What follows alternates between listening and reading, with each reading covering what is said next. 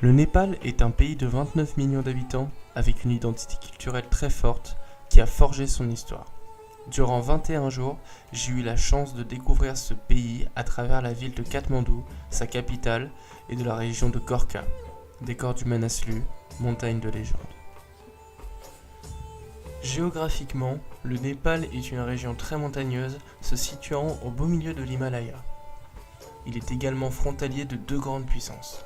Au nord, la Chine, et plus spécifiquement le Tibet, et au sud, l'Inde. On trouve au Népal trois principales religions, le bouddhisme, l'hindouisme et l'islamisme.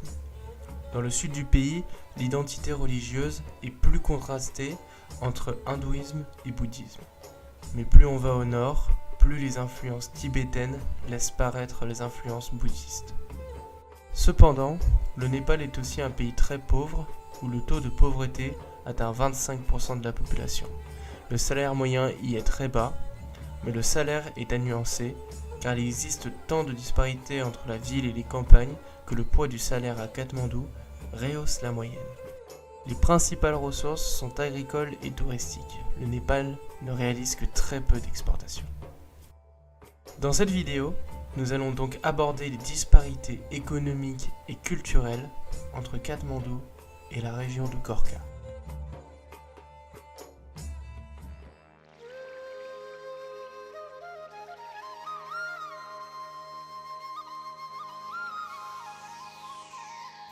Gorkha est une région du Népal se situant au nord de Katmandou et au beau milieu de l'Himalaya.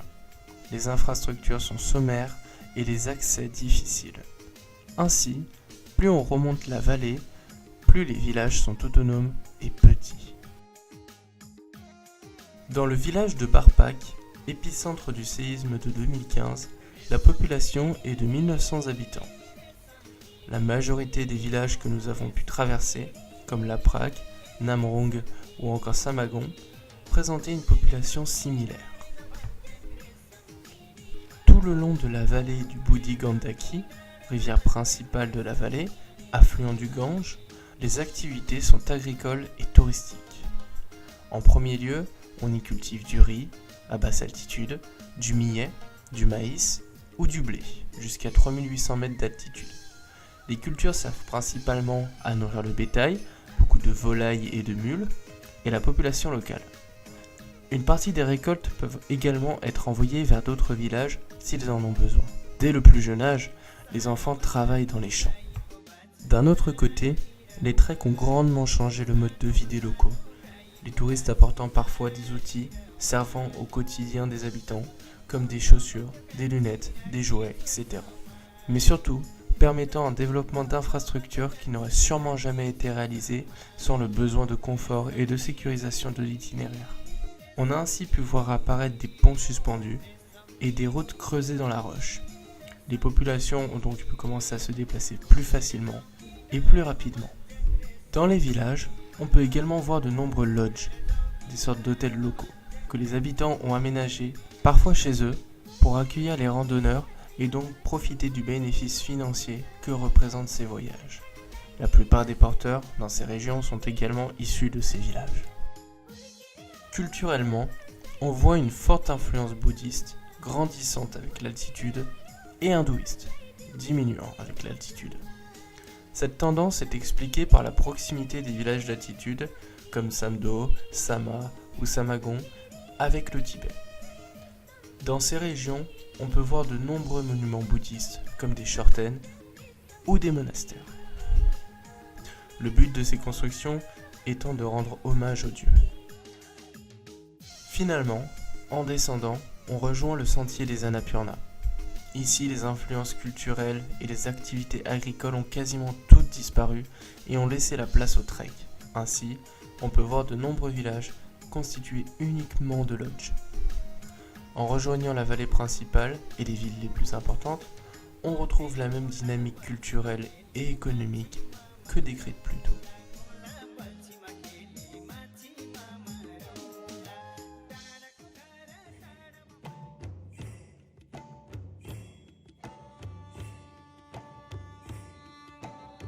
Katmandou est la capitale du Népal et sa population et de 1 million d'habitants.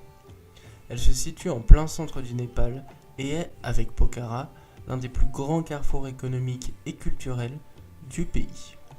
La ville se structure en plusieurs quartiers. Thamel.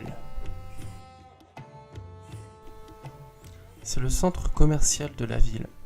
On y trouve de nombreux magasins à thème, principalement orientés vers le trek, le tourisme, la nourriture, etc.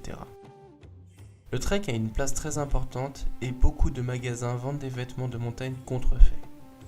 De par son aspect commercial, on y trouve également de nombreux hôtels et la population de ce quartier n'est pas sédentaire. Les gens n'habitent pas ici, ils y travaillent.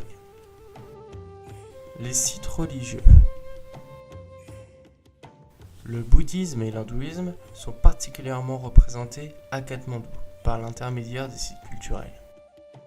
En site bouddhiste, nous pouvons citer Buddhanath, Ganjen Vijaya Stupa, Swayambhunath et en site hindouiste, Pashupatinath, Durbar Square et Bhaktapur. On trouve également une multitude de pukari, sorte de petits lacs artificiels avec un temple au milieu. La périphérie et les bidonvilles. Dans la périphérie de Katmandou, la pauvreté est à découvert et les zones insalubres ou détruites par le tremblement de terre sont omniprésentes. La pollution est également un gros problème de la ville. Elle est due notamment à une quantité importante de poussière et d'une circulation routière très dense dans la métropole.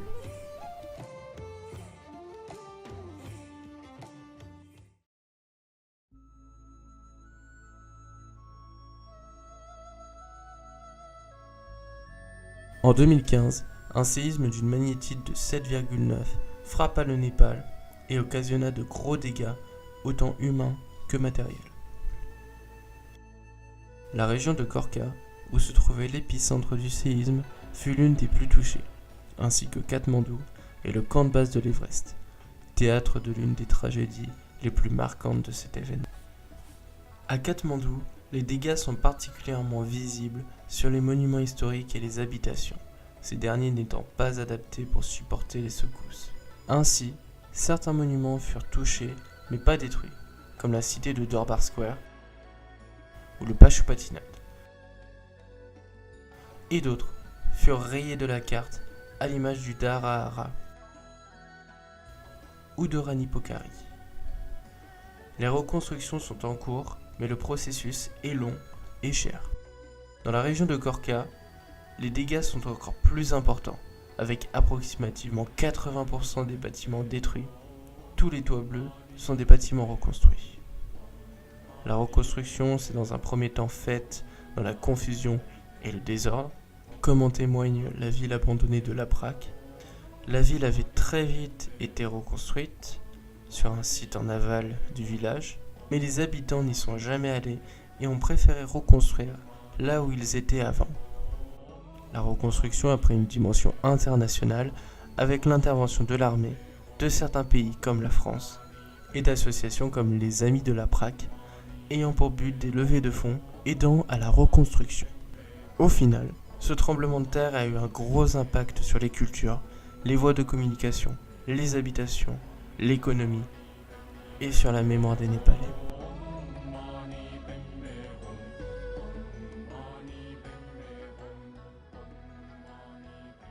En conclusion, le Népal est un pays pauvre avec des disparités importantes entre la ville et les campagnes. On peut donc y observer de nombreuses inégalités économiques. Ce n'est pas culturellement que les inégalités sont les mieux représentées, mais nous pouvons quand même voir que le bouddhisme reste plus influent dans le nord et l'hindouisme plus présent dans le sud. Cependant, économiquement, les inégalités sont bien visibles, avec des populations qui ont un accès à la technologie très limité dans les campagnes et plutôt bien développé dans les grandes villes, Katmandou disposant même d'un réseau 4G très élaboré. Les activités dans la région de Gorkha sont agricoles et touristiques, alors qu'à Katmandou, l'économie est plus centrée sur la culture, le tourisme et l'industrie. Cependant, Nous pouvons voir dans les deux cas que le tourisme, particulièrement les treks, ont un rôle très important et parfois pervers, surtout si les populations deviennent dépendantes des dons des touristes ou si l'économie de Katmandou se développe sur le tourisme.